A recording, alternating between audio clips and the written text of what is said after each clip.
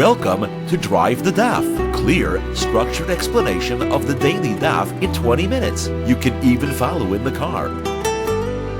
Pesachim Daf Mem Beis ends the second parak of Masechta Shabbos with a discussion about what you should do with the water that the baker used to wash his hands, which is chametz, and then the rest of the parak is devoted to different types of water which may have heat in them that you shouldn't use for making matzah because the heat causes chametz. Then we begin the third parak Elu Oivin, and the Mishnah begins with a list of materials that are considered to be chametz to some extent. These are mixtures of chametz, where you have chametz mixed into a larger mixture, and chametz which is low quality, it's not really edible.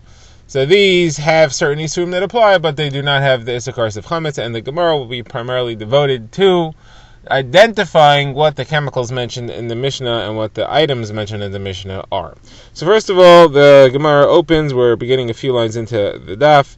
The Gemara opens with a quote from our previous Mishnah, the last Mishnah in the second parak, which had said that the baker washes his hands with a pot of water. There's chametz in that water. You have to pour it out. The Gemara asks, where should you pour it? So the Gemara has a contradictory brises. One says you have to pour it in a sloped area where it'll flow down and spread out. And the other says, no, you're even allowed to pour it in a flat area. So the Gemara says, contradiction. The Gemara says the answer is as follows. If it's a small amount of water that you pour it in a flat area, it'll get absorbed into the ground, then it's okay to pour it in a flat area. If it's a lot of water that it will collect, then you can't pour it in a flat area. It has to be in a sloped area where it's going to run down. You don't want it to collect in one place, is the bottom line, and have a situation where it sits there and becomes chametz on Pesach itself. Now the Gemara brings a number of halachos about using water which is cool. So the Gemara first of all says that Rabbi Yehuda said you cannot use water which was drawn from the springs that day. You have to wait until the next day. That means the water has to spend the night.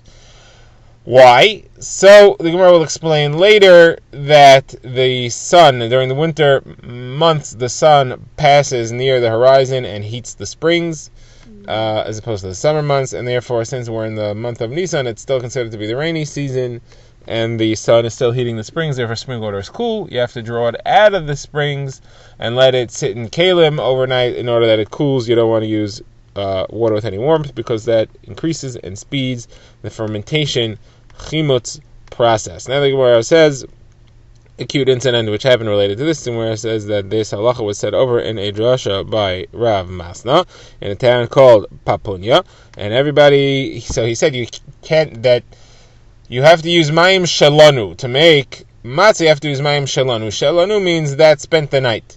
But the people who heard it thought he had said shelanu, meaning our water. So the next day they all came with their jugs and said, "You said we have to use your water, so give us water."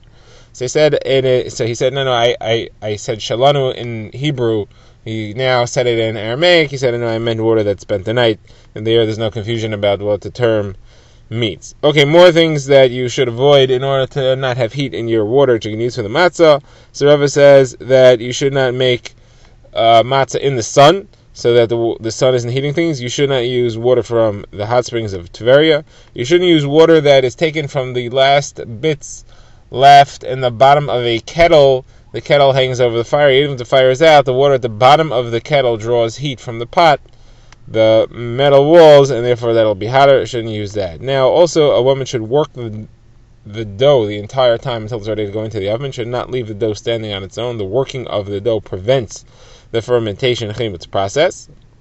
It also says that she has to have 2 kalim of water, one to wash her hands in, and the other one which she uses to baste the top of the dough. Should not use the water that she washes her hands in. For that is because the dough is warm, her fingers are warm. You want her to wash her hands in cold water so that it should be cool. Now the Gemara says, what if somebody violated these halachas? What if the matzah maker used warm water or water that contains warmth in any of these ways? So what's the halacha? So Mazutra says it's okay, but if you did it, it's alright. And Rav Ashi says, no, it became chametz utaser. So Mazutra says, well, my source is from the fact that we have a Mishnah that says you can't soak grains before you shell them in order to use it for matzah, but we learned that if you do soak it, then it's okay. So you see, all these things you're not supposed to do, if you do them, it's okay anyway. It's only lechatchila that you shouldn't do it. So Rav Ashi said, no, that's different. Those things are okay, but these are not. Well, just because you have it in one halacha doesn't mean it applies to the other halacha. As a matter of fact, the difference is whether there's a knas, whether we penalize you for not following the rules and said you have to throw out whatever it is that you did. Okay, that ends Parak Kol Shah. Now we begin the third parak of Pesachim Daf, which is called Elu Ovim or Ve'elu Ovim, depending on the girsa. These are the things which one may not keep in his house over Pesach. They violate the halacha of Bal Yirah Bal Yamatzah, meaning as follows: they count as chametz to the extent you have to get rid of them. You are not allowed to eat them. However, there is no kares. If somebody eats them, there's no kares violation. And these things are mixtures of chametz, what we call tarovas chametz, where a small amount of chametz is mixed in, a very small, negligible amount, but it does have significance in the mixture. And chametz nuksha, which means chametz which is used in a non-edible form. It's not in food. It's in a chemical, and therefore you wouldn't eat it. So the 7 examples in the Mishnah are kutach, which is a type of dip made of sour milk, moldy bread, and salt. Beer from Madai, from Media. Vinegar from Edom. Zisum, which is a type of drink the Gemara will describe, that's from Egypt. A type of chemical used by the painters. A type of bread which is not edible, which is used by cooks to absorb the foam from the top of a pot, and glue used by scribes, by Sofer. Now, the Mishnah now adds, Elazar says, also women's jewelry. The Gemara will explain how that could possibly be chametz. And the Gemara says, the rule again is if it's made from grains and it contains chametz additives, then it is not, you can't keep it in your house, you can't eat it, but you don't get kares for that. Now, the Gemara opens first of all by discussing the health factors involved in this material called kutach, this food called kutach, and a number of other health factors. We have 3 brises here in a row, each one with a list of 3. So 3 lists of 3. So the first one is 3 health problems, 3 negative health effects that one will suffer from eating too much kutach habavli. Number 1 is it clogs the heart. The reason it does that is because it contains whey, it contains milk products. Number 2 is that it weakens one's eyesight, and that's because it contains salt. The Gemara explains that it's got Sodom salt in it, and it gets stuck to your fingers and ends up in your eyes, and that'll hurt your eyes. And it's also weakens the body altogether, and that's because it contains moldy bread. Second brisa, that there are 3 things which are not healthy. Generally, they do the following 3 negative effects. They increase one's waist material, they make one slouched and stooped, and they decrease his eyesight. And these things are bran bread and new beer and too much vegetables. Next brisa says that there are 3 things which make one have the opposite effects to the previous brisa. They make one have less waste material, and they make him have a straight, upright posture, and they also increase his eyesight, and they are the opposite. They are fine bread and fatty meat and old wine. So Gemara explains that what these things are. Fine bread means bread which is made from very fine sifted flour, and fatty meat means it's made from a goat which never gave birth. And old wine means really old wine that is at least 3 years old. Now, the Gemara says, interestingly, that many foods and medications which are helpful to one part of the body are damaging to another part of the body. You don't really find many 2 things that are good for everything, except for fresh ginger and long peppers. And in addition to things we mentioned before, fresh, fine bread, fatty meat, and old wine, these things are good for the entire body altogether. Okay, now the Gemara goes through the list of the things that are mentioned in the Mishnah. We will explain or discuss each one. So the first thing on the list is beer made from Medea. The Gemara says, what's the significance of beer made from Medea? The Gemara, along with Rashi, explains that most beer in the days of Chazal were not made from hops. They were not made from grains. They were made from dates. The Median beer had water that soaked barley thrown in there. So it had beer that we have today added in, and therefore it was chametz, but most beer is not chametz. Next thing on the list is vinegar of Edom. Well, why vinegar of Edom? So Gemara says, because vinegar of Edom, vinegar is usually made from wine. Wine will continue to ferment, and the added fermentation makes it change from being wine into vinegar. So why should some vinegar contain chametz and not others? So the Gemara explains, high quality grapes produce high quality wine which don't ferment on their own. In order to get them to ferment, to make them into chametz, you have to add a fermentation catalyst, which would be beer or grain. That contains a lot of yeast, and that'll make it ferment. So the Gemara says that in our days, the vinegar of Edom had to have this grain added to it, and therefore it was chametz. And the reason is because it was high quality wine. Wine coming from Edom is high quality, and therefore it would not ferment into vinegar without having barley added to it.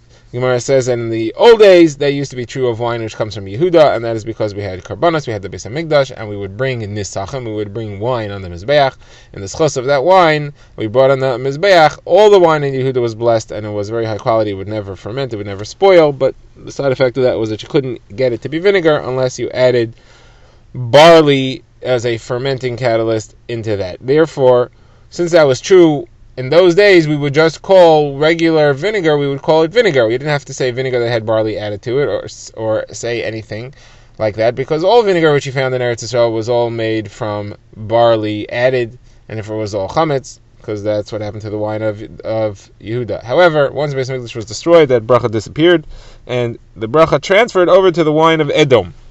Wine of Edom now has to have barley added to it, and therefore the wine of Edom is the vinegar of Edom. The vinegar of Edom has to have barley added to it in order to become vinegar, and therefore it is chametz, while the vinegar of Yehuda, of Eretz Yisrael, is not chametz. It becomes fermented vinegar on its own without anything added to it, without barley added to it. The Gemara explains, whenever a bracha exists by Yisrael, it is not by Edom, and when it leaves Yisrael, then it goes to Edom. And the Gemara brings two sources for that phenomenon. Number one is, it says in the pasuk, Im ola hacharava, I will fill and I will bless that which is lacking, which shows that we switch off. Whoever is lacking will become full with blessing. The Gemara says the other source of this is when Rivka was given the explanation of her feelings by the Yeshiva of Shem and Eber. He was told, she was said that will be two nations in controversy with each other, in conflict with each other. When one goes up, the other will go down, and they will never be both the same bracha at the same time. Now, on the subject of wine which doesn't become chametz, wine which doesn't become vinegar unless you add chametz to it, unless you add barley to it, Gemara says, Rabbi Yehuda says, in the old days, somebody who would buy vinegar from an Am Ha'aretz didn't have to worry that Meiser wasn't taken from it. It was definitely Meiser. Why? We thought Amaratzim don't take Meiser properly, so the Gemara says that's true. But because the wine is so blessed, if you get in vinegar, it couldn't possibly be made from wine. It's probably made from something called temed. Temed is when you soak grape products or leftover wine products in water. The water then ferments. It gets the color and the taste of vinegar. So if you're going to get vinegar from an Am Ha'aretz in Yehuda, it's definitely going to be made from temed. And Rabbi Yehuda says temed, you don't have to take meiser for, you don't have to worry about meiser. So Gemara says it sounds like Rabbi Yehuda holds that temed is not chayven meiser, but we know that's not true. Rabbi Yehuda says temed is chayven meiser, and the Gemara brings a brisa to prove that is machlokes between Rabbi Yehuda and a Tanna Kama. If you make temed, you soak grape byproducts in water, and nothing is added to it. It doesn't increase in volume. That means there's no grape juice that comes out into it. It just gets colored and flavored. So according to the Tanna Kama, you don't have to take meiser from it. According to Yehuda, you do have to take meiser. It counts as a fruit product. So how come over here, if you're just saying you don't have to worry about the Amaratzim taking meiser from vinegar because it's definitely temed? So the Gemara gives two answers. The Gemara says, answer number one is that the Amaratzim will take meiser from it. Rabbi Yehuda is not saying it's not chayven meiser. He's saying that the Amaratzim will take meiser from it, and the reason is because it's cheap. It's just made out of water, so it's not a problem. The Gemara's second answer is that there's two types of temed. One is chayven meiser, one is not, and the two types are they depend on what you're soaking in the water. If you're soaking actual sediment from a wine barrel in the water, that's chayven meiser. If you're just soaking grape seeds, that is not chayav in meiser. Okay, now the Gemara moves on to the next item in the Mishnah, and that is zisum hamitzri, some type of a drink. The Gemara explains, Rav Yosef says it's made from 3 parts. 1 part is barley, 1 part is a spice called saffron, according to me, and 1 part is salt. This is all mixed into liquids. Rav Papa says it wasn't barley, it was wheat flour, not barley flour that they added in there. How do you remember who said what? So the Gemara says there's a kli called a sisni that has a sis that has 2 samach sounds in it. So Rabbi Yosef says sa'ari, he says it was made out of barley. Now, what would they do with it? They would mix it, roast it, grind it, add liquids, and then drink it. From when? From Pesach until Shavuos, because it was good for the body. What did it do? Somebody who had loose stools had them firmed, and somebody who had constipation, it functioned as a laxative. But because it was too strong, it did not be taken by people who are sick or a woman who is pregnant. Okay, next thing on the list is Zuman Shel Tzabayim, a type of chemical used by people who dye cloth or paint.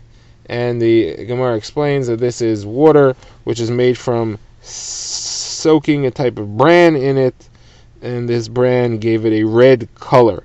But that bran, this wheat bran, also made it chametz, and that's why it's a chemical that contains chametz, and you have some isum of chametz as described in the Mishnah. Next thing on the list was amilan, type of bread of cooks. The Gemara says this is a bread that was made out of unripe grain which is only grown a third. You couldn't eat it, but it was very absorbent, and you would put it on top of a pot, and that would soak up some of the foam or the smell that comes out of the pot. Okay, next thing on the list is glue of scribes. What is glue of scribes? The Gemara says it's got nothing to do with scribes. It's nothing to do with Seifrim.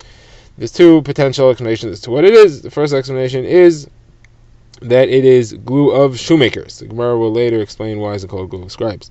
Rav Simi says, no, this is a type of depilatory. It's a chemical that girls would use to remove unwanted hair. They would put it on their bodies, and that would make the hair fall out. Now, the Gemara explains that what you used for that procedure depends how much money you had. Rich girls would use a type of mixture of flour and water, and the poor girls would use lime, but lime was harmful to the skin, and therefore if the rich girls, when they finished with it, they would give it to the poor girls. By that time, it became chametz. Since it was chametz, at the time that the rich girl gave it to the poor girl, that's when you got to throw it out. That's when this mission was referring to, and that's why it's called the glue of the scribes, because scribes means to rabbeim, and they're usually poor, and their daughters are receiving this leftover depilatory, which has become chametz by that time. So the Gemara says there's a problem with this pshat, which was said by Rav Simi, and that is that there's a brisa of Rav Chia who said that the first 3 items in the first 4 items in the Mishnah are used by everybody, and the last 3 are particular to a certain craftsman. Now, this one, according to his explanation, is not particular to a craftsman. It doesn't have any craft value to it. It's used by the girls. So it couldn't be that. So Gemara concedes says that's not what it is, but the Gemara says, but then if you want to say that it's shoemaker's glue, so why is it called belonging to scribes? So the Gemara says because scribes also use it. They use it to make paper. They glue together sheets with this, but it's primarily shoemaker's glue. Okay, next thing on the list was women's tachshitim, which is jewelry. The Gemara says women's jewelry. There's no chametz in women's jewelry. Even women's makeup doesn't have chametz in it. The Gemara says no, it's referring to this paste which women use to remove hair. But again, it's only referring to the rich ones, those that have chametz in it. Now the Gemara brings a statement of Rav Yehuda Marav that fills out the details here. The Gemara says that girls of a young age who grew hair too early and wanted to remove the hair, so there are 3 levels of what they would use. Again, the rich girls would use this flour paste, the poor girls would use lime. The Banos Melachim, the really rich girls, they would use Shemen Hamor, a type of oil. Like it says in Megillas Esther, Shisha Chadashim Shemen Hamor. This is what's Shemen Hamor. So Gemara says it is oil made from olives that are only 1/3 grown, or less than 1/3 grown. Rabbi Yehuda says there's a different Mishnah that discusses a chemical called anpiknin. It says that it's not usable for karbonos menachos. Anpiknin is also the same thing, is also this shemen hamar. Now, why did they use it? Why did the benos malachim use it? The Gemara says it removes the hair, but it also adds a nice flush to it. Drive the Daf is a project of the Grand Woodlands Shul and is presented by Rabbi Yitzchak Landa. Find us on YouTube or subscribe to daily emails by emailing drivethedaf@gmail.com.